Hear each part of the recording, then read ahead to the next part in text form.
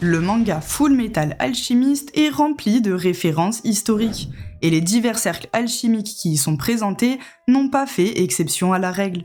D'apparence mystique, ils s'inspirent tous des symboles ayant réellement existé.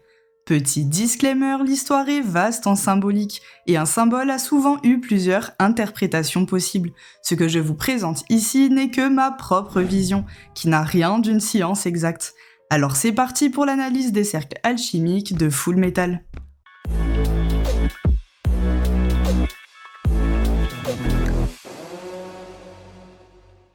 Le simple fait de parler de cercle d'alchimie n'est déjà pas un hasard.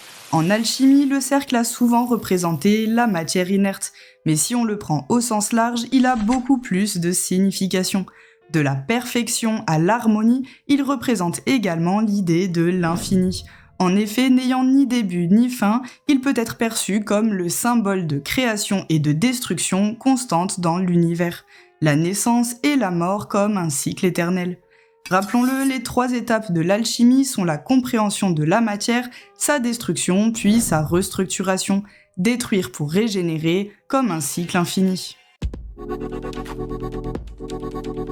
Dans le cercle alchimique d'Alex Armstrong, on trouve également un second cercle, qui pourrait donc représenter la matière inerte. Au centre se trouve le mot hébreu « shazak » qui signifie « fort », sans surprise pour ce personnage. Puis on trouve également ce triangle, de même que pour le cercle, plusieurs interprétations sont possibles, entre autres le grand œuvre, soit un principe qui vise à combiner les éléments entre eux pour créer quelque chose de nouveau. Ces 3 côtés étant surplombés de 3 symboles, je pencherai plutôt pour cette interprétation. En considérant qu'on les lit dans le sens de l'écriture, on aurait ainsi l'antimone, qui est associé à l'univers et au chaos, il est celui qu'on oppose à la stabilité de la matière. Deuxièmement, on aurait le vif argent, notamment associé à la capacité de rendre la matière malléable, sécable ou volatile, et finalement la croix surplombée d'un triangle qui représenterait le soufre. Il est l'un des 3 éléments communs et représente la capacité à brûler ou attaquer les métaux. Pour résumer, une interprétation possible de ce cercle alchimique serait que Armstrong, en frappant ses mitaines de métal, génère du chaos, modifie la matière, puis lui redonne de la stabilité grâce au grand œuvre, ce qui est complètement cohérent avec sa faculté de modifier la matière en faisant par exemple jaillir des pics de métal ou de la terre. Le cercle de l'alchimiste de glace est beaucoup plus simple à analyser. On retrouve tout d'abord les 2 mêmes cercles vus précédemment. La barre transversale munie des 2 sphères aux extrémités est un symbole de l'arsenic, considéré comme un élément de transformation. Au centre, on trouve une représentation du soleil et du divin. Les 2 courbes qui l'entourent pourraient alors représenter le cancer, symbole de la lune et de l'eau. Une interprétation possible de ce cercle serait donc ici assez simple. Il a la faculté de détruire l'élément eau en combinant les énergies opposées de la lune et du soleil, puis de la transformer grâce au symbole de l'arsenic. Le cercle de Roy Mustang est peut-être le seul dont certains éléments sont très explicites, notamment à travers le fait que son second cercle soit surplombé d'une flamme et la présence de cette salamandre, animal historiquement lié au feu. Finalement, on trouve 2 triangles barrés et imbriqués, ainsi qu'un 3e plus petit. Les 2 triangles barrés représentent l'air et la terre, quant au dernier placé au centre en vue de son orientation, il représente une fois de plus le feu, qui est donc ici omniprésent.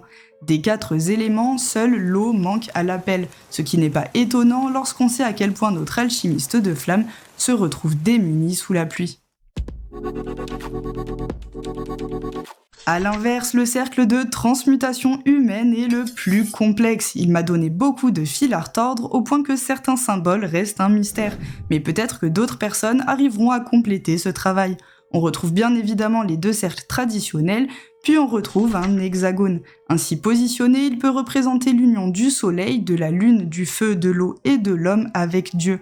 Ces pointes sont marquées par un chrisme à 6 branches qui s'inscrit lui-même dans un 3e cercle.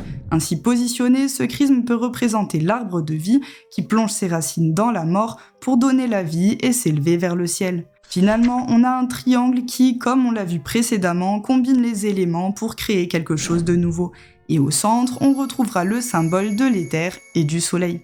Ce cercle de transmutation semble être inspiré du pentacle de Saturne, utilisé pour se protéger des obsessions notamment, ce qui est assez paradoxal lorsqu'on sait à quel point les utilisateurs de ce cercle sont obsédés par leur désespoir. Le cercle de Kimble est quasiment explicite lui aussi. Ici, on a 2 cercles au lieu d'un seul, et il s'agit simplement de 2 cercles opposés. Sur le premier, on a le triangle qui représente l'eau, avec en son centre le symbole du soleil, associé également au masculin et à l'or. Le second représente le triangle du feu, avec le symbole de la lune, associé au féminin et à l'argent. En les frappant l'un contre l'autre, ils forment donc un sceau de Salomon, ou étoile de David, symbole initialement religieux et récupéré par les alchimistes du Moyen-Âge comme symbole de l'harmonie entre les principes contraires. En faisant s'entrechoquer 2 symboles radicalement opposés, il provoque ainsi une explosion. Ok pour l'alchimie, mais quid de l'élixirologie ? Celle-ci se base donc sur un pentagramme. Ce pentagramme simple, aussi appelé pentagramme droit, est défini par l'absence de croisement entre ses branches. Un symbole qu'on retrouve dans de très nombreux cultes et porteur de symboliques très diverses. Malgré ça, il reste un symbole fort lié à l'essence de la vie et à la nature. Se trouvant au milieu d'un cercle, il peut alors représenter la combinaison de l'esprit, de l'eau, du feu, de la terre et de l'air, ces 5 symboles renvoyant alors au divin et à la protection.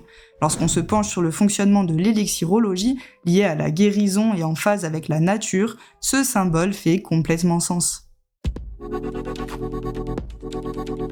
Le cercle du Dr Marco ressemble presque autant à celui de l'alchimie qu'à celui de l'élixirologie. Contrairement au cercle d'alchimie, il ne possède pas le cercle de la matière inerte, mais un pentagone qui vient s'inscrire directement dans le cercle de transmutation, au sein duquel on trouve un second pentagone et au centre le symbole du soleil et du divin.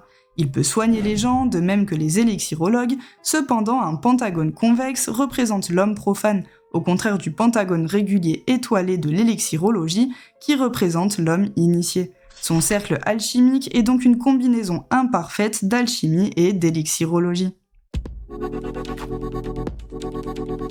Merci à toi d'avoir suivi cette vidéo. Je le rappelle quand même, cette analyse n'a rien de scientifique ni d'officiel. Il s'agit seulement d'une interprétation totalement personnelle. Mais si le concept t'a plu, n'hésite pas à me proposer d'autres analyses en commentaire, à liker et à t'abonner. Et pour ma part, je te dis à une prochaine vidéo.